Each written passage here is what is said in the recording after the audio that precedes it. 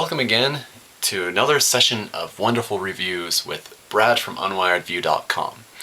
Today's review is geared primarily towards the business community. If you are a business person or a professional of any kind, this may come of interest to you because it is called the Motorola Droid Pro. Look how sleek and professional it looks, right?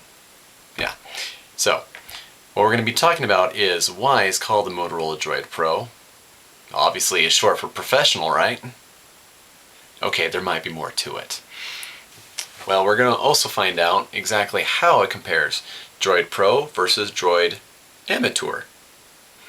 Okay, it's not called the Amateur, this is the Droid 2 Global, but hey, that's what is being implied in the name, is that this is Pro, this is not.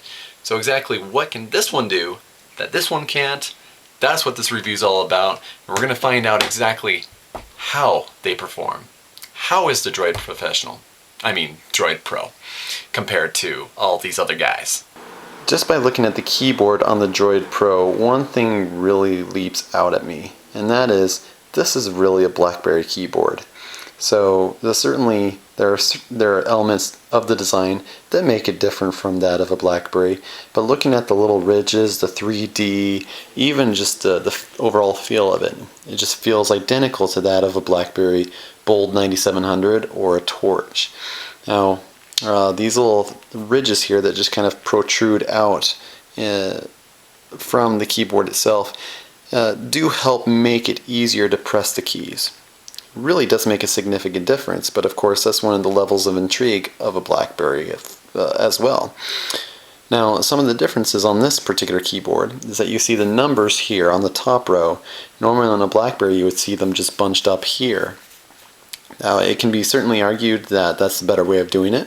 Personally, that's the way I like it, is to have them bunched up just as if it's a normal dial pad. But frankly, I can go into the screen here and get the normal dial pad anyway, so it's not the largest deal in the world. Also, there are some dedicated buttons here, one for the voice dial and Google search, so everything voice activated you can just activate through that button. Also the comma button dedicated, as well as the @ button. These, when you're doing a lot of typing, are really nice to have, being dedicated buttons. The only addition that I would like to have seen is a .com button, but frankly it doesn't take that long to type in .com. It's just that I type it a lot, so it would have been nice. But in terms of the keyboard itself, the keyboard is pretty easy to press using these little slightly protruding ridges off the main keyboard itself. So those are some things that I like and don't like about the keyboard. Now for a brief tour of the phone itself. Of course, we have the keyboard, the 3.1-inch touchscreen.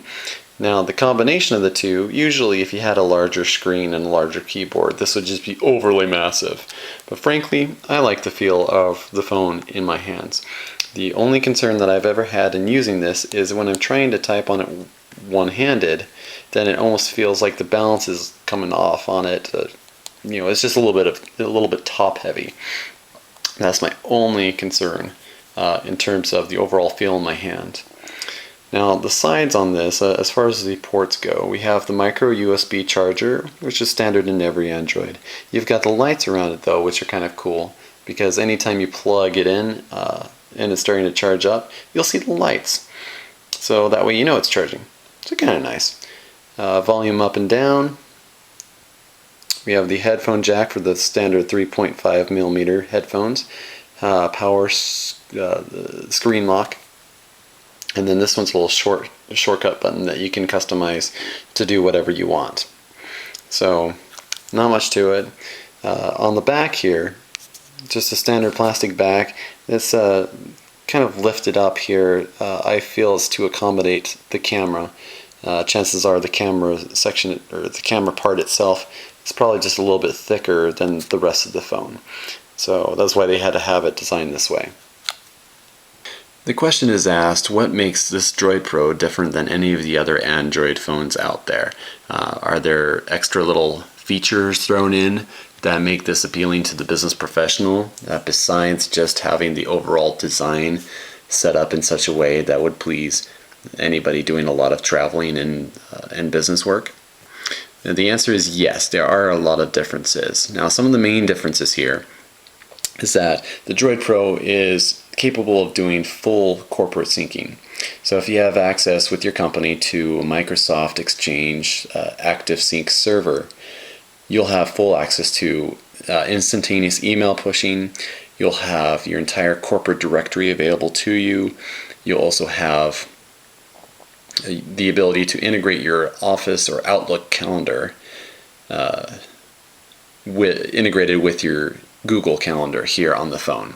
So those are some nice things. Also, you have access to the VPN client, which means if you are working for a company that has a whole bunch of internal websites that you need to have access to, you're going to be able to have the access to that with your VPN. So that's another nice thing to have in here. As well as some other cool features like being able to remotely wipe your internet. So if someone just snatches it up, whoa, where did it go?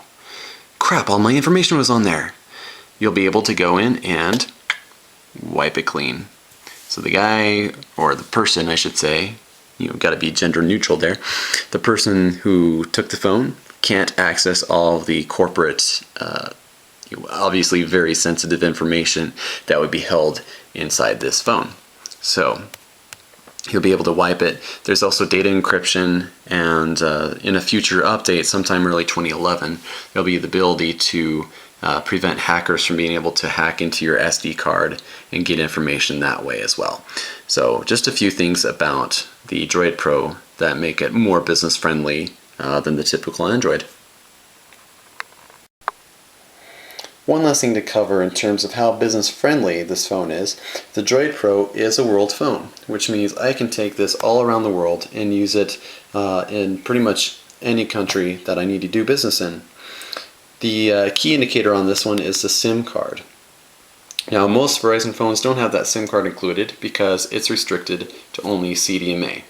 However, this one here, the Droid Pro, has a built-in dual chip where it has both CDMA and GSM functionality.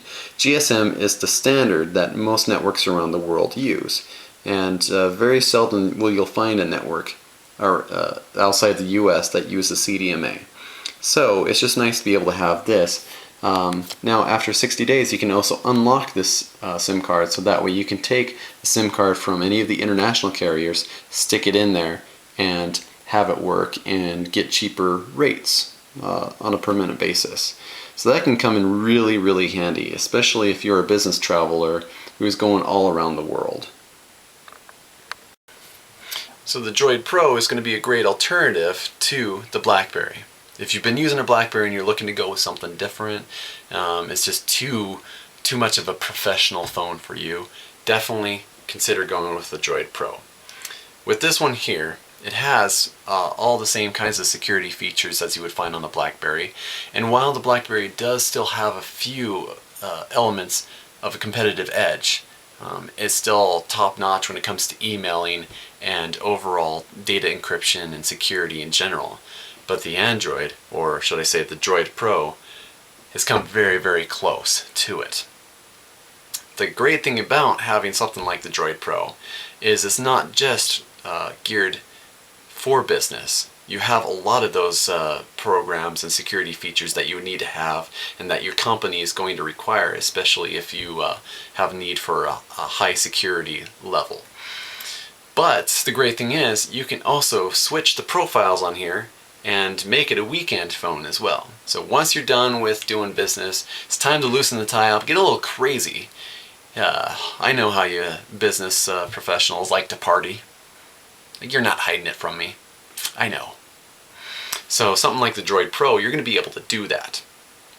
With this phone here, you have the ability to switch profiles and go from the week to the weekend, and be able to change around your apps and customize it in such a different way where you don't have to worry about what's going on at the office when you don't have to.